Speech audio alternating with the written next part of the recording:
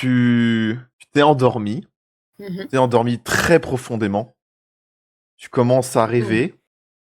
Tu te sens légère, tu te sens tomber.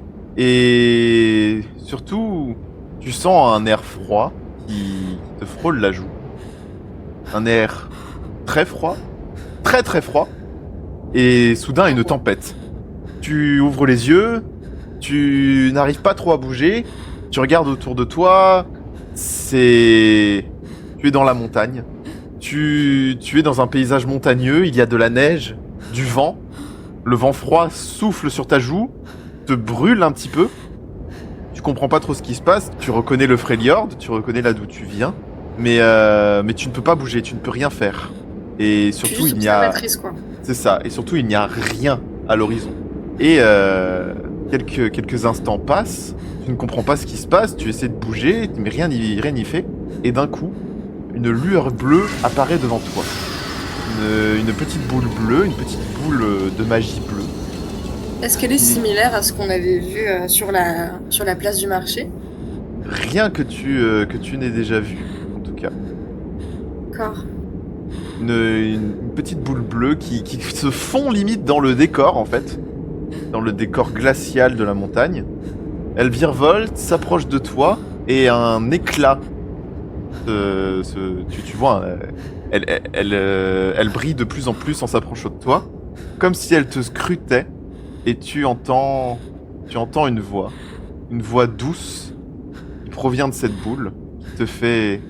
Ma chère enfant, La boule s'illumine de plus en plus, la lumière envahit ton champ de vision, et puis plus rien.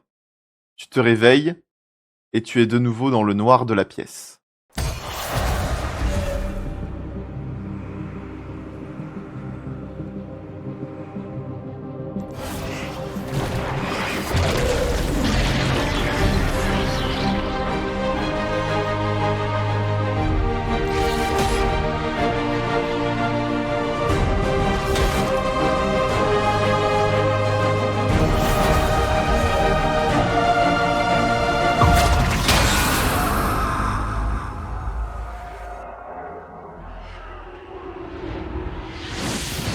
La nuit s'est terminée, vous vous êtes réveillé tranquillement, Echo est venu vous chercher et vous êtes parti pour votre expédition.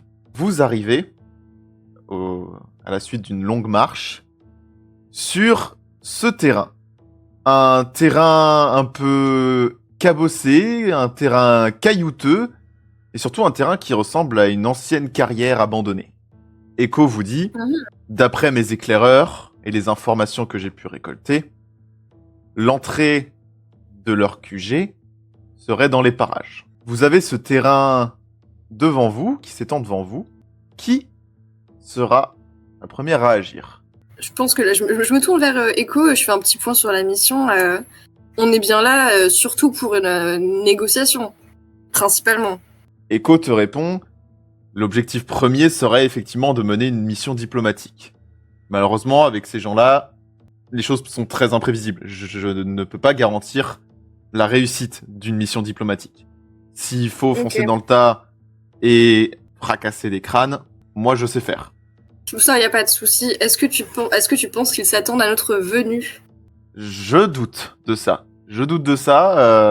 En tout cas, mes acolytes et moi-même n'avons pas envoyé de missive pour prévenir de notre venue. De toute façon, elle aurait sûrement fini brûlée. Et j'aurais une dernière question. Si jamais les choses devaient tourner au vinaigre, est-ce qu'on a un moyen de... Enfin, est-ce qu'on a une sûreté derrière nous ou c'est... Echo te regarde, il met sa main dans son dos, il sort sa batte, et il te lance mon expérience. D'accord. Et bah ça devrait faire l'affaire. Il te dit, au pire du pire, j'ai toujours des gars qui patrouillent un petit peu à droite à gauche. Je leur ai demandé de pas trop s'approcher dans un premier temps, pour pas qu'on paraisse agressif. Parce que, croyez-moi, j'ai appris dans ma vie que mener une opération de force pour ensuite proposer une mission diplomatique, ça n'est pas très subtil. Ok, je hoche la tête, je me tourne vers mes compagnons pour voir un petit peu s'ils ont l'air reposés, en tout cas prêts à toute éventualité. Eh ben, tu fais bien de dire ça parce que vous allez toutes les trois me faire un jet de physique. Allez, je vais être gentil pour savoir si Hey. vous avez bien dormi. Super. Génial. J'ai bien dormi. Alors attends, J'ai 2 dormi. secondes. Où est le chat? Alors, nous avons Eda qui a plutôt bien dormi. Nous avons Renoué qui a bien dormi également. Il semblerait Tu manques peut-être de quelques heures de sommeil. il semblerait que tu n'es tu pas as... habitué à dormir avec beaucoup de monde. Tu as donc un désavantage qui plane au-dessus de sa tête, désavantage que j'activerai à mon bon vouloir. Est-ce que je remarque que tu as l'air fatigué? Tu remarques effectivement que Tutu, elle se frotte un peu les yeux, et elle te tient un petit peu tes vêtements, elle se tient un petit peu à toi, elle se frotte les yeux, tout endormie, elle est en mode... bien dormir Je lui 5 lance minutes. Je lui lance un petit sourire encourageant, une toute petite tape sur l'épaule, en signe de réconfort. Puis toi, tu réagis comment? Mais je lui fais un câlin. Non. Le réflexe premier de Tutu en toute situation. Câlin. Ce qui me fait très chaud au cœur. Et elle a raison. Oh. Et le petit maître, quand il voit ça, il vient aussi se frotter à vous. Oh. Je suis toujours un petit peu mal à l'aise vis-à-vis de cette petite créature, mais je le laisse faire. Echo est donc le premier à réagir et en vous regardant, il fait « C'est très émouvant, mais on a du pain sur la planche. » Et il commence un petit peu à s'approcher et vous voyez qu'il il s'approche quand même à pas feutrer, il reste quand même assez discret. Qu'est-ce que vous voulez faire? Eh bien, Echo, non? En tout cas, je le suis d'assez près. Je mimique un petit peu son mouvement discret. Donc tu suis Echo qui s'approche doucement. Tutu, toi, qu'est-ce que tu fais? Moi, je suis Eda. Tu suis Eda, très bien. Donc Eda suit Echo et Tutu suit Eda. Petit maître, lui, se balade un petit peu partout. Merde. Pourquoi il a grossi d'un coup? Je sais pas. Renoué, qu'est-ce que tu fais? Bah, je vais suivre aussi, mais de loin, tout en évitant la gadoue à droite et gauche. Ok. Donc, t'avances. Tu suis Genre, dès Echo qu'il y ou a le un peu petit de- maître? Je suis le petit maître. Je suis le petit. Et dès qu'il y a un petit peu de boue, j'aurais fait un peu la grimace. Une habitante de Bridgewater qui fait la grimace quand il voit de la boue. Elle est un peu précieuse, tu vois. Piquer des trucs, oui, mais pas dans la boue. Ah bah dis donc. Ouais, mais tu vois, Demandez chez comment T'as t'es soi, pas survécu. de faire à faire, toi, Bill Twitter. Hein. mais chez soi, tu peux nettoyer tes vêtements, tu peux piquer des vêtements propres à droite à gauche. Là, y a pas tout ça. On peut pas aller voler des vêtements de luxe ou. En tout cas, le petit maître, lui, n'en a rien à faire. Qui Ouais, voit de ouais. voler. Quelle est votre position? Est-ce que vous avez des armes en main? Est-ce que vous êtes plutôt tranquille? Est-ce que vous êtes sur vos gardes? Bah, moi, j'ai mes griffes, quoi. Ok. Est-ce qu'elles sont sorties prêtes à l'attaque ou plutôt Elles sont détendues? pas sorties, mais elles sont prêtes à être sorties, quoi. Ok, donc tu es aux aguets. Ouais. Ok. Eda? J'estime qu'on est sur une mission de négociation. Donc, effectivement, il y a mon arc dans mon dos, mais il est pas sorti. J'essaie quand même de. Voilà. Même si j'ai un peu forcément la main qui tremble. Ok. Et Renoué? Moi, j'ai la main juste à côté de l'arbalète, prêt à dégainer à tout moment. Ok. Au cas où il se passe quelque chose, étant donné que je suis un peu plus loin. Echo s'avance un petit peu plus. Et il va contre le mur là-haut. Qu'est-ce que vous faites? Toujours, je le suis. Bien, hein. Donc vous lui collez au Je basque. peux pas m'empêcher de remarquer qu'il a l'air tout de même très dans la discrétion. Ah bah il est prudent. Ça fait presque mission d'infiltration. Je peux pas m'empêcher de le remarquer. Ok. Tu veux lui en toucher un mot ou... Non, Garde pour ça. l'instant, j'observe juste. Tu suis également. Renoué, toi, qu'est-ce que tu fais? Bah, moi, je suis toujours, mais de plus loin. Je suis de loin. Ok. Attends. Et je fais signe au petit maître de nous suivre quand même. Echo te fait signe, Eda. et il te fait comprendre qu'il faudrait peut-être se séparer, explorer la carrière pour peut-être trouver quelque chose, une entrée ou je ne sais quoi. Je hoche la tête un petit peu. Pas, enfin, je suis sûre de moi, mais et quand même ce truc de réserve où je me dis ça fait ça fait pas du tout mission de négociation et forcément ça se reflète un petit peu dans ma façon de lui faire signe. Vers où tu te diriges du coup? Je pense que je vais aller vers. J'ai l'impression que je vois un genre de petit campement sur le. Enfin, je sais pas si je le vois. Oui, oui, enfin, Oui. tu Ok. vois une toile de tente qui a été tendue sur des piquets. Voilà. Du coup, je me dirige plutôt par là parce que ça fait quand même signe de vie, donc Mhm, ça m'intrigue directement. tout à fait. Donc tu t'y diriges. Tu passes par-dessus ces rails, tu passes entre les rochers et les planches et tu arrives au niveau de ce petit campement. Tutu, qu'est-ce que tu fais? Bah, Tutu va suivre Ida. Décidément. Eh ben, Elle aime bien Ida. Tuk tuk tuk. tu suis Eda. Tu Ah, peux mais me attends, faire en fait, un... non. Voilà, Ah oui. oui, bon, d'accord. Non, oui, si, vas-y, dis. Juste, est-ce que c'est des cristaux, les trucs violets? Où ça? Là. Effectivement, tu remarques que qu'il y a des minerais qui ressemblent à des cristaux qui jonchent la roche. Est-ce que ça brille? Ça brille un peu, oui. Elle va essayer d'en prendre un bout. Donc tu te diriges vers les cristaux. Ouais. Très bien. Renaud et toi, qu'est-ce que tu fais? Je vais aller suivre Tutu un peu. Ok. Elle a l'air d'avoir vu un truc un peu intéressant. Ouais, putain, des vrais pis, quoi. Non, mais si ça brille, on peut peut-être en faire un truc. Arrive donc au niveau de Tutu. Et tu remarques que Tutu s'approche d'une espèce de minerai, un cristal qui sort du mur. Pendant ce temps, Echo, lui, continue de chercher à droite à gauche. Oui, t'allais dire quelque chose? Non, j'allais dire, je vais laisser Tutu se servir. Hein. Ok. Mais on cherche pas au juste. Là, je pose Non. la question à Echo. Hein. Echo te répète ce qu'il a dit à Eda. Vous cherchez ce qui peut s'apparenter à une entrée, quelque chose. Parce que, d'après les informations qu'il a, le QG qu'il cherche est dans les environs. Bah, faut suivre les rails, non? Ça, c'est à toi de voir. Eda, on repasse juste à toi. Tu arrives à ce petit camp. Qu'est-ce que tu fais? Un petit peu autour de moi, si je vois un élément qui attire directement mon attention, peut-être des papiers, des trucs qui pourraient indiquer Alors, quelconque information. de ce que tu vois, il y a des bancs sur lesquels sont posés des ustensiles et vêtements de minage, comme des gants, des pioches, des petits piolets. Il y a une table sur laquelle il y a de la nourriture, des cartes à jouer. À ta droite, il y a un petit baril. Et au centre de tout ça, un petit feu de camp. Est-ce que la nourriture, elle a d'être encore mangeable? Je te laisse t'approcher pour essayer de le déterminer. Tu arrives au niveau de la table. Il y a une miche de pain qui se trouve à gauche. Qu'est-ce que tu fais? Tu la prends?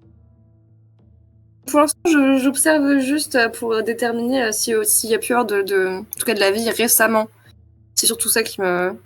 Ah, alors, la table semble un peu en désordre. Il y a de la poussière sur les couverts, sur les assiettes, même sur le pain. T'as l'impression qu'il est poussiéreux, qu'il a l'air... il a pas l'air très frais. Tu peux me faire un jet de... un jet de mental avec connaissance de la nature, s'il te plaît. Donc on est à... De quoi? Pas observation? Non, un jet de mental avec connaissance de la nature. Donc plus 10 en mental, Ok. on est à 45. D'accord. 31. Ok, donc ça passe. Enfin. Tu tournes un petit peu la tête dans ce camp, tu remarques le feu de camp, tu t'approches du feu de camp et tu passes ta main dans les cendres. Les cendres sont froides. Tu comprends donc que ça n'a pas été utilisé depuis belle lurette. Et donc le camp n'a aucun lien avec ce qu'on cherche. En tout cas, le camp date un peu. Le petit maître saute sur la table. Tu le vois qui saute sur la table, il s'approche du pain, il le renifle. Et puis, il donne un coup de pied dedans, le pain tombe à terre et il s'en va. Je le regarde partir. un peu en me disant oh, j'ai cru qu'il allait le manger. Est-ce que tu veux faire une ultime chose dans ce petit camp? Bah forcément, je me dis, bah, aucun intérêt à continuer à fouiller dans cette tente. Je décide de me diriger un peu plus loin, là où il n'y a pas Ok. mes compagnons. Comme ça, on couvre le plus de zones. Eh ben, en parlant des compagnons, on va juste repasser à eux. Tutu, tu es arrivé au niveau de ce cristal, qu'est-ce que tu décides de faire? J'essaie d'en prendre un morceau avec mes griffes. Genre, j'essaie d'en couper un bout. Ok, fais-moi un jet de physique, griffe du néant. 75 ou moins. 27. Mhm. Tu y arrives très bien. Tu sectionnes un petit bout de cristal qui te tombe dans la main. Le cristal ne réagit pas plus que ça, il ne se passe rien, les murs ne tremblent pas, rien n'explose. Ça te change un petit peu de d'habitude. Waouh, un cristal pas dangereux. Tu as donc ce petit bout de cristal. Qu'est-ce que tu en fais de ce petit bout de cristal? Je le mets dans ma poche. Je le mets dans ta poche, donc dans ton inventaire, nous pouvons rajouter que tu as un cristal. Et il est d'une couleur violette, tu vois. Ouais. Renoué, qu'est-ce que tu fais? Je demande à Tutu de prendre plein de cristaux. Il y a effectivement encore du cristal qui est accroché au mur. Tutu, ça te dirait pas d'en avoir un peu plus? Je veux dire, ça doit forcément se revendre un peu cher. Puis t'imagines tous les bijoux qu'on peut faire avec, toutes les choses qu'on pourra faire avec. Prends-en un peu plus. Ça manquera à personne. Ok. Qu'est-ce que tu fais? Bon, vas-y, j'en coupe d'autres. Ok. Moi, j'essaye. Alors, je te refais pas faire de jet de physique pour Griffe du Néant. Je considère que il se passe un peu la même chose. Tu en chopes 2 supplémentaires, donc on passe à 3 cristaux. Ok. Par contre, si tu en veux plus, il va falloir refaire un jet de physique. Bon, de toute façon, on n'est pas là pour ça, donc hop, on cherche la sortie. Ok. Donc une fois que tu as chopé ces cristaux, tu tournes les talons, tu vas voir ailleurs. Ouais. Renaud, et toi, qu'est-ce que tu fais quand tu vois ça? Bah maintenant qu'on a un peu plus de trucs, je vais continuer toujours à suivre le mouvement. On va repasser à toi, Eda. Où est-ce que tu veux te diriger? Est-ce que je vois en face de moi quelque chose d'inhabituel Je te fais faire un jet d'observation, et même si connaissance de la nature agit sur le mental, là je vais t'accorder le bonus sur le physique. Donc on est à 80 ou moins. Parfait. Ensuite. Tu remarques effectivement quelque chose. Il y a ce puits qui est au milieu de la carrière, et des racines en sortent de ce puits. Jusque-là, ça serait quelque chose de normal. Souvent, les puits, quand ils sont abandonnés depuis longtemps, avec l'humidité qu'il y a à l'intérieur, la végétation finit par en sortir. Sauf que là, ces racines t'interpellent. Elles sont étranges. Est-ce que tu veux essayer de t'approcher? J'arrive. Je me dis, je dis à voix haute tout de suite un petit bruit de surprise, genre hein. Et je m'approche. T'approches des racines. Très bien. Est-ce que je suis capable de l'identifier Qu'est-ce que tu fais? Tu t'accroupis, tu touches les racines, tu restes à distance? Je m'accroupis et j'essaie d'identifier ce que c'est et surtout d'où ça vient. Ok. Tu observes un petit peu ces racines, tu me fais un jet de mental avec connaissance de la nature. S'il te plaît, on est à 45 ou moins. Parfait. Tu comprends qu'il y a quelque chose de pas normal avec ces racines. Tu comprends qu'elles sont... c'est un peu comme si elles étaient corrompues. C'est des racines qui en apparence sont tout à fait normales, mais à l'intérieur, il y a une espèce de corruption qui est en train de ronger la racine. Des espèces de veines violettes remontent le long du bois, et les racines plongent jusqu'au fond du puits. Je pense en réaction à ça, si je peux, j'interpelle directement Echo, puisque c'est la personne la plus à même à me donner des réponses sur ce que c'est, quoi. Pour l'instant, tu as juste identifié ce que c'était. Ouais. Tu as juste le temps de te retourner et tu vois effectivement... Alors, Echo qui s'approche d'une grosse structure en bois. Tutu et Renaud, vous êtes juste derrière. Vous remarquez que Echo a trouvé ce qui ressemble à s'y méprendre à une immense porte. Ok. Bah, on s'avance vers lui. De toute façon, on sait pas ce qui se passe vers Eda. Ouais. Echo s'adresse à vous. Bon, bah... je pense que ça doit être là. Ouais. Tu as besoin d'aide pour ouvrir la porte? Il se tourne vers vous deux. Et il vous fait... je pense qu'il y a qu'à toquer. Ah oui. Faut toquer. Runway, est-ce que t'as quelque chose à dire, toi? Non, mais j'ai rien à dire, hein, franchement. Ok. Mais attends, Echo. il manque Eda. Eda, vous retournez, vous voyez qu'elle est un peu plus loin. Et Bah, vous remarquez je- qu'elle est accroupie au niveau d'un puits, il y a avec des racines, tout ça. De là, vous voyez, vous savez pas trop ce qui se passe. Je crie à Eda que on a trouvé la porte. Ok. Et au moment où tu dis ça, il y a Echo qui frappe à la porte. Il frappe avec le pommeau de sa masse. La porte, le bruit qu'elle fait, vous comprenez que c'est une porte très solide qui est limite blindée en fait. Et vous remarquez également qu'elle est renforcée avec des plaques de métal un peu partout. Echo a toqué, se passe quelques secondes, et rien. Pas de réponse, pas un bruit, rien du tout. Bizarre. Eda, tu as entendu Tutu qui t'a interpellé, qui t'a fait savoir qu'ils ont trouvé une porte. Que fais-tu? Alors, je décide forcément de me relever assez subitement, mais je décide aussi de prendre peut-être un échantillon de la racine pour peut-être pouvoir la montrer à Echo et avoir des informations plus tard sur sa provenance, quoi. Ok. Avec quoi tu fais ça? Ça dépend. Est-ce que les racines ont l'air, ont l'air à suffisamment. Il y a des petits bouts qui pourraient être enlevés à la main.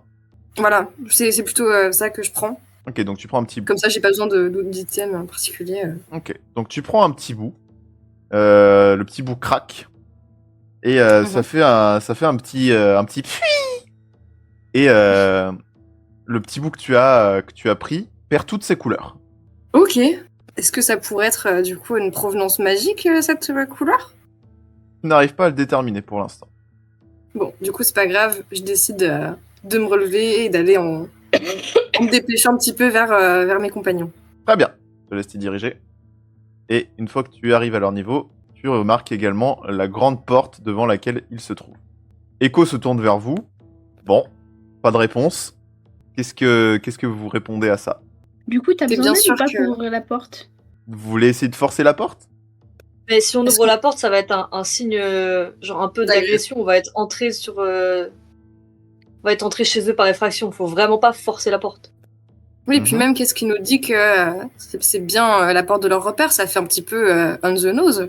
Hmm, Bah, du coup, ça pourrait être quoi? Le puits? Echo Ça, se tourne vers vous, il vous dit ça serait bien typique des barons de la chimie de cacher une installation dans une ancienne mine. Et surtout, si la porte est blindée comme ça, je pense que c'est quelqu'un qui ne veut pas qu'on découvre ce qui se passe à l'intérieur. Mon expérience me dit que ce qu'on cherche est derrière cette porte. Qu'à mais- insister un petit peu, on retoque, on les interpelle, je ne sais pas. Ouais, mais Je si on m'avance, rentre et que la porte se ferme derrière nous, on pourra peut-être pas la rouvrir. Donc on sera enfermé, coincé. Sûrement qu'ils nous attendent déjà à l'intérieur. De toute façon, il faudrait déjà réussir à l'ouvrir. Bah, c'est un peu ça. Si c'est une porte blindée comme celle-là, il n'y aurait pas un mécanisme pour l'ouvrir? Un mécanisme caché ou... Vous pouvez chercher à droite à gauche. Bon, mon premier instinct, c'est de regarder à côté du mur, là où se trouve la porte. Ok. Fais-moi un jet de physique pour observation. Et ah putain, mais t'as observation plus 15 en plus. Donc on Oui, est c'est ça. on est à 85 au moins du coup. Dans tous les cas, ça passe. Tu remarques rien. Il y a des caisses de bois, il y a des trucs qui sont contre la porte.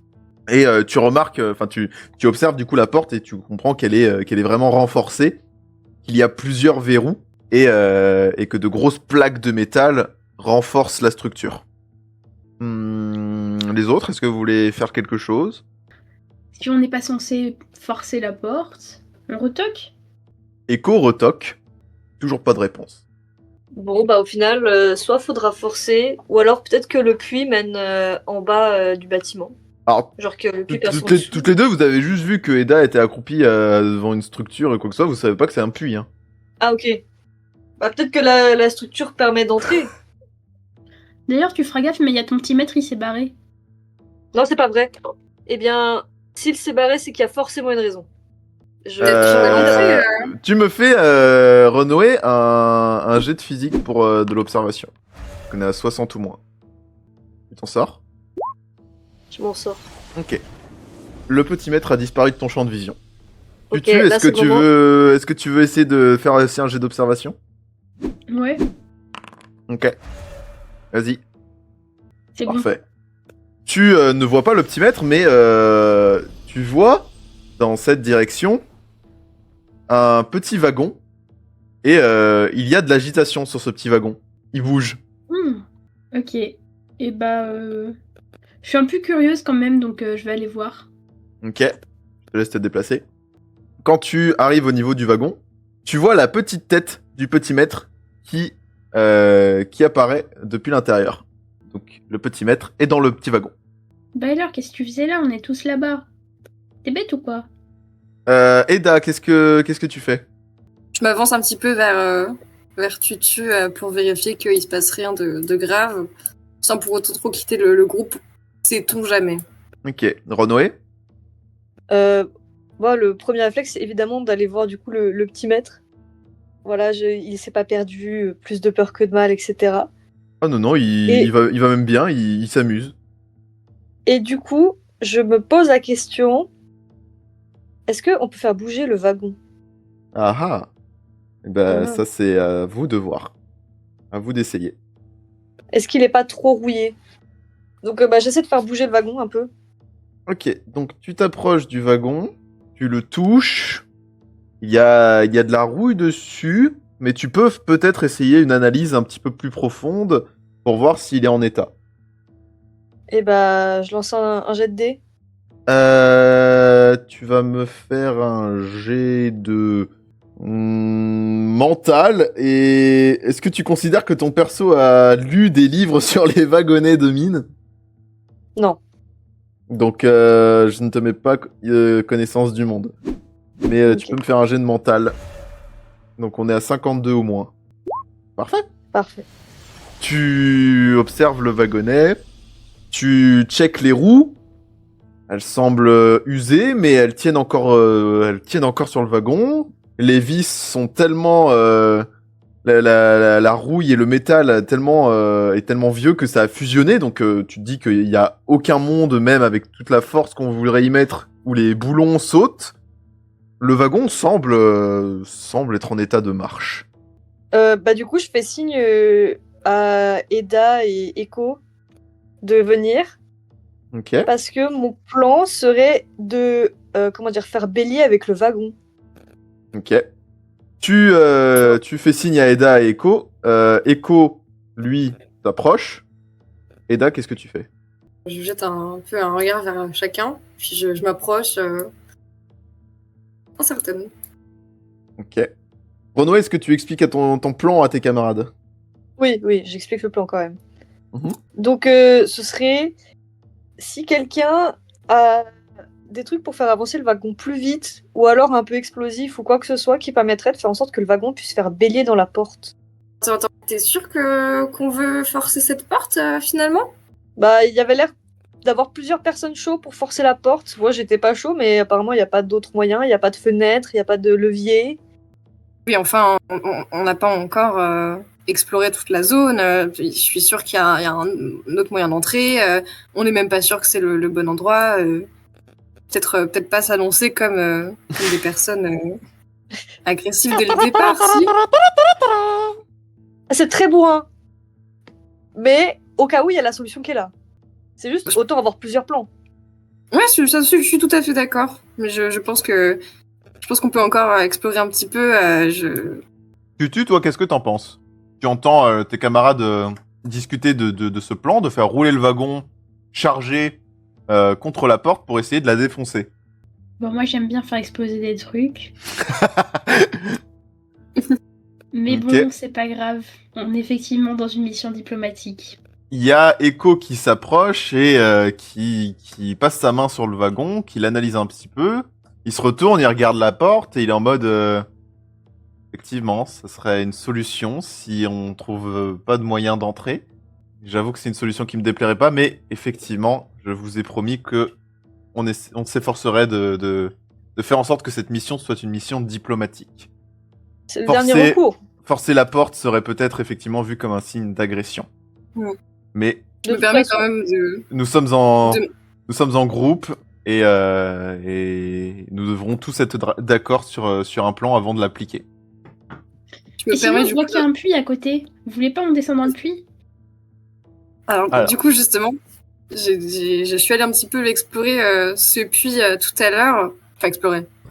L'observer en tout cas, et j'ai vu des racines assez particulières. J'ai voulu en prendre un bout, mais elle a perdu de sa. Enfin, c'est assez étrange. Je sais pas trop à quoi c'est dû. Ça m'inquiète un petit peu. C'est juste à côté d'un campement qui visiblement n'a pas été utilisé depuis belle lurette. Je sais pas si c'est lié à notre affaire du coup. Echo s'écarte, il voit le puits effectivement et il s'en approche. Qu'est-ce que vous faites les autres? Vous le suivez? Oui. Bah oui. Noé, toi tu suis? bah moi je reste un peu à l'écart au cas où il se passe quelque chose. Mais je regarde tout ce qu'ils font. Ok. Echo s'approche, il analyse un petit peu ses racines, Tu Et, sais ce que ça peut être? il se relève et tu vois son regard qui a l'air inquiet. Il se tourne vers vous et il vous dit je crois que je sais ce que c'est, mais c'est bien ce qui me fait peur. Ses racines Vas-y, morceau. Ses racines ont l'air corrompues, mais corrompues par un produit qu'on n'avait pas vu à Piltover depuis un bon bout de temps. On pensait que ça avait complètement disparu avec la mort de ces derniers utilisateurs et fabricants. Mais il semblerait qu'il y en ait encore en production. Ça ressemble à s'y méprendre à du Shimmer.